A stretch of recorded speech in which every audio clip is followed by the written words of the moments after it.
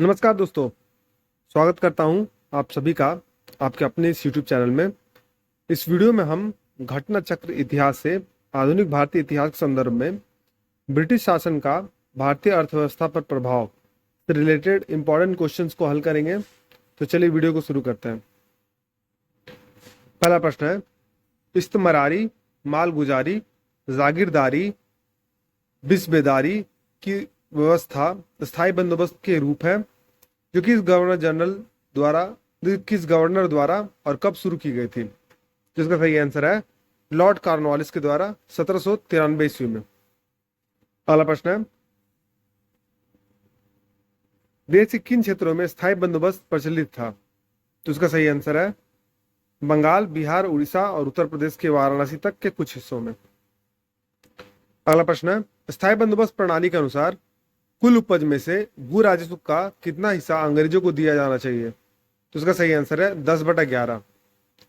अगला प्रश्न है, भारत के कुल भौगोलिक क्षेत्र में से कितने प्रतिशत क्षेत्र में स्थायी बंदोबस्त प्रणाली प्रचलित थी। तो उसका सही आंसर है 19%।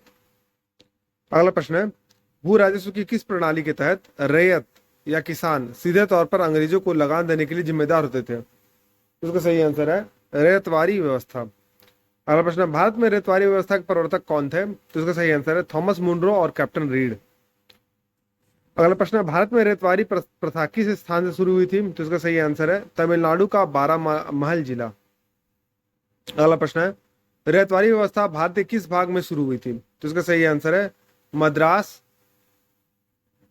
मुंबई के कुछ हिस्से, पूर्वी बंगाल, कुर्ग और असम।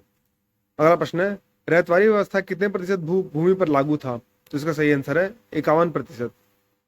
अगला प्रश्न है, रैयतवारी व्यवस्था के समय भारत का गवर्नर जनरल कौन था। तो इसका सही आंसर है लॉर्ड हेस्टिंग, जो 1813 से 1823 ईस्वी के बीच में थे। अगला प्रश्न है, महलवाड़ी व्यवस्था ब्रिटिश भारत के किन क्षेत्रों में प्रचलित थी। तो इसका सही आंसर है उत्तर प्रांत, मध्य प्रांत और पंजाब। अगला प्रश्न है, महलवाड़ी व्यवस्था किसने शुरू की। तो इसका सही आंसर है महलवाड़ी प्रणाली 1822 ईस्वी में होल्ट मैकेंजी द्वारा शुरू की गई थी और 1833 ईस्वी में लॉर्ड विलियम बेंटिक के तहत इसकी समीक्षा की गई थी।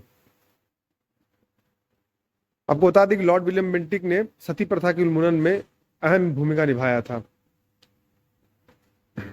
अगला प्रश्न है, ब्रिटिश भारत के अंतर्गत कुल क्षेत्रफल के कितने प्रतिशत भाग में महलवाड़ी व्यवस्था विद्यमान थी। तो इसका सही आंसर है 30%। अगला प्रश्न है, ब्रिटिश भारत की आर्थिक नीति में गृह प्रभार या होम चार्जेस में क्या शामिल था। तो उसका सही आंसर है भारतीय सार्वजनिक ऋण, रेलों पर लगाई गई पूंजी पर दिए जाने वाला ब्याज, इंग्लैंड में राज्य सचिव का व्यय, भारत सरकार द्वारा यूरोपीय अफसर को दिए जाने वाले भत्ते और पेंशन आदि। अगला प्रश्न है, इंग्लिश डेप्ट to India, poverty and un British rule in India, the wants and means of India और the on the commerce of India के लेखक कौन है। तो इसका सही आंसर है दादा भाई नौरोजी। दोस्तों, दादा भाई नौरोजी को grand old man of India भी कहा जाता था। अगला प्रश्न है, वे व्यक्ति जिन्होंने बहिर्गमन सिद्धांत का प्रचार किया था वो थे। तो कौन कौन थे। दादा भाई नौरोजी और रमेश चंद्र दत्त। अगला प्रश्न है, इकोनॉमिक हिस्ट्री ऑफ इंडिया के लेखक कौन है। तो इसका सही आंसर है रमेश चंद्र दत्त यानी आरसी दत्त जिन्हें कहा जाता था। अगला प्रश्न है, भारतीय राष्ट्रीय कांग्रेस के किस अधिवेशन में धन की निकासी के सिद्धांत को आधिकारिक रूप से स्वीकार किया गया था। तो उसका सही आंसर है कलकत्ता सेशन ऑफ 1896 यानी 1896 का कलकत्ता अधिवेशन। दोस्तों, आपको बता दें कि कांग्रेस का गठन 1885 ईस्वी के दिसंबर में हुआ था और उसका पहला अधिवेशन जो है वो मुंबई में हुआ था। और एओ ह्यूम जो कांग्रेस के निर्माण में अहम भूमिका निभाए थे वो इस अधिवेशन के अध्यक्ष थे। अगला प्रश्न है, कौन धन के निष्कासन के सिद्धांत में विश्वास नहीं करता था। तो इसका सही आंसर है सैयद अहमद खान।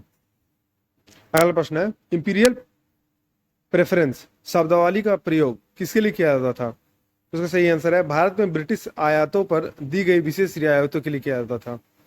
अगला प्रश्न है, अंग्रेजों के शासनकाल में भारत में उद्योगों का स्वतंत्र विकास नहीं हुआ था, क्या कारण था। तो तो इसका सही आंसर है भूमि में निवेश करने में अमीरों की प्राथमिकता थी।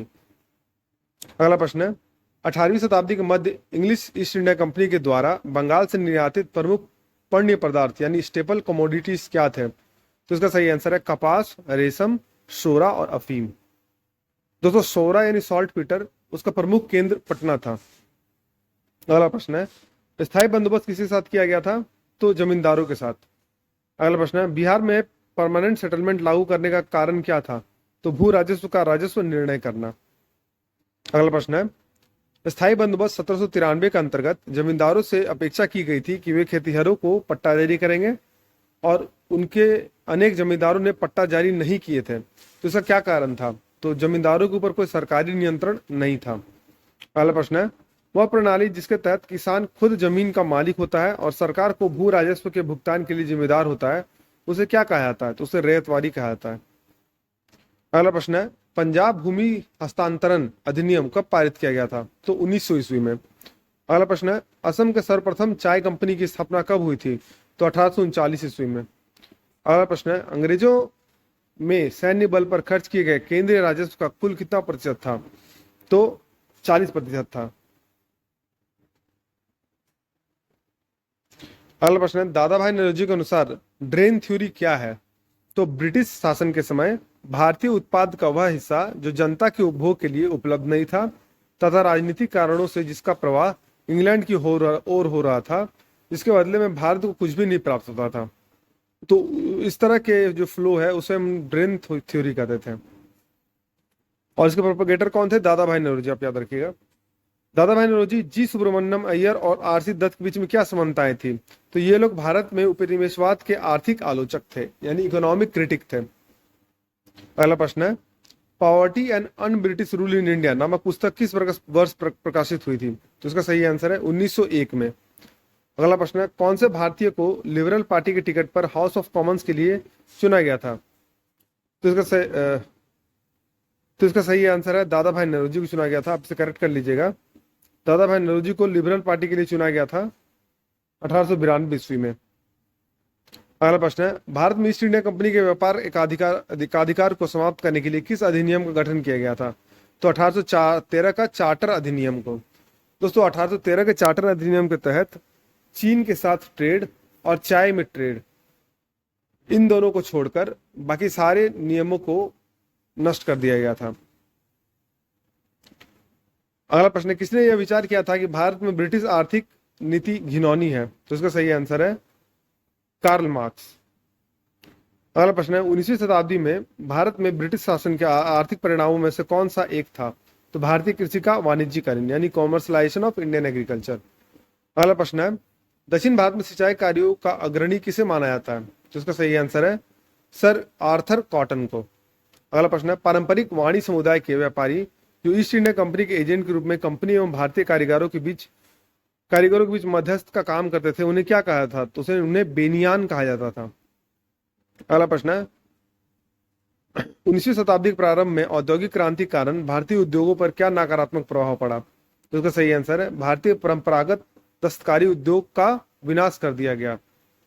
दोस्तों जो आधुनिकीकरण हुआ था उस समय में ब्रिटेन में, तो उसके लिए कच्चे मालों की जरूरत थी जो यहाँ से निर्यात किया जाते थे और जो ब्रिटेन के मिल्स में बने जो प्रोडक्ट होते थे उनको भारत भेज दिया जाता था।